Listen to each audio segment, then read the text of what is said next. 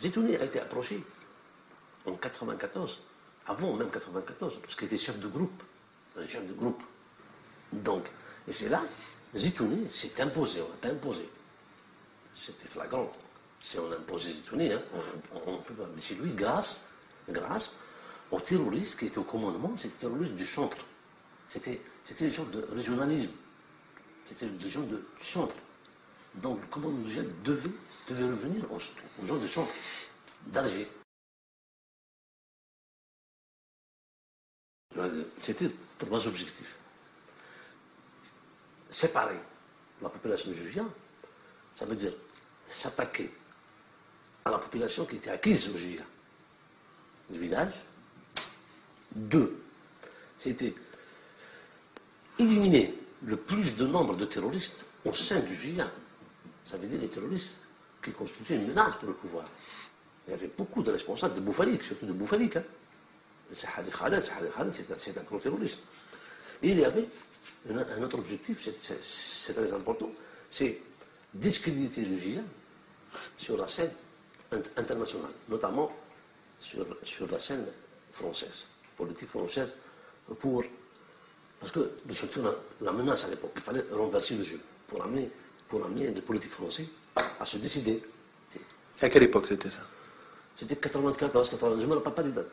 Mais il y avait des contacts entre nous et la DGSE, c'est normal, sur ça.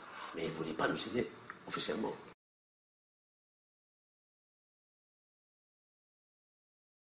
Il fallait trouver un moyen pour Ismaïl Amari, trouver un moyen de dissuader les politiques et les services français à nous aider, parce que nous avons besoin. Nous avons besoin de l'armement, nous avons besoin de renseignements, nous avons besoin des ordinateurs. Non, c'est pas ordinateur, c'est nous avons besoin de moyens techniques. Moyens techniques quand même, de détecteurs de bombes, tu vois. Donc il fallait, c'est là qu'on a décidé d'exporter quelques actions sur le sol. Et ça a réussi. Sur le sol français? Oui, sur le sol français.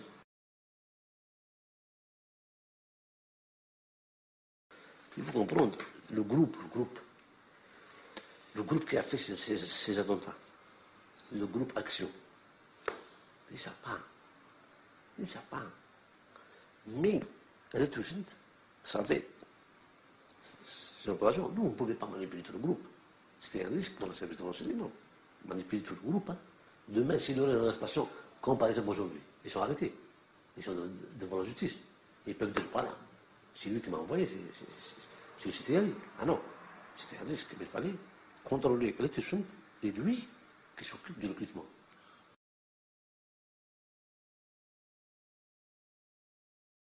Il fallait que cette communauté internationale qui parle des droits de l'homme, qui nous menace, la justice internationale, mais aussi, la fin des mois, c'est très important, c'était le pacte qui a été signé à Saint-Égidio. Il fallait amener la communauté chrétienne avec nous.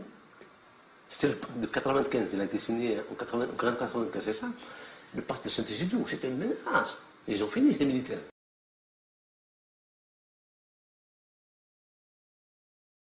Non. C'est pas comme ça. Eux, ils avaient des garanties de nous. Mais ils luttaient pas pour l'islam. Ils luttaient pour nous. Tu comprends? Il faut bien comprendre ça. Pour nous. C'était pas des militants politiques? Non. Même pas. C'est-à-dire, la politique, ils n'étaient même pas du fils. Si tu dis, par exemple, un exclu du fils, un exclu qui comprend la politique. Mais vous savez, c'était un vendeur de poulet. Donc, où est-ce qu'il a la politique, ça?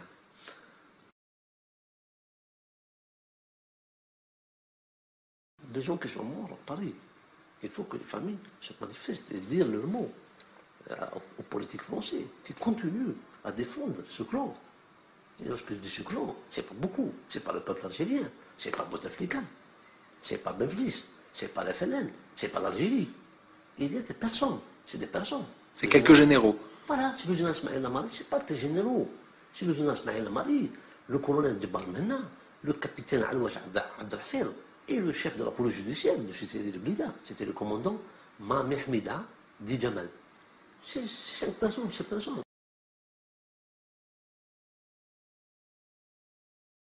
Il faut qu'ils partent maintenant, parce que sinon, c'est des bandits, ce sont des bandits. C'est un service de bandits. Il faut qu'on ait ça. C'est un service de bandits. Fouiller un appartement à l'absence de son propriétaire, voler une voiture pour faire un assassinat avec une voiture d'un civil, perquisitionner dans des hôtels Saint-Georges et à Lorassi, fouiller les chambres de journalistes, fouiller les chambres de diplomates, à leur insu. C'est quoi ça? C'est le travail d'un bandit. Nous sommes un service de bandit. Il faut reconnaître ça en Algérie. Oui, sinon c'est un service de bandit. Mais il faut qu'ils parlent maintenant. S'ils ne parlent pas, c'est à la justice. Il faut que la justice soit faite. Il y a une justice quand même. S'il y a bien sûr une justice internationale. S'il n'y aura pas de poids de mesure.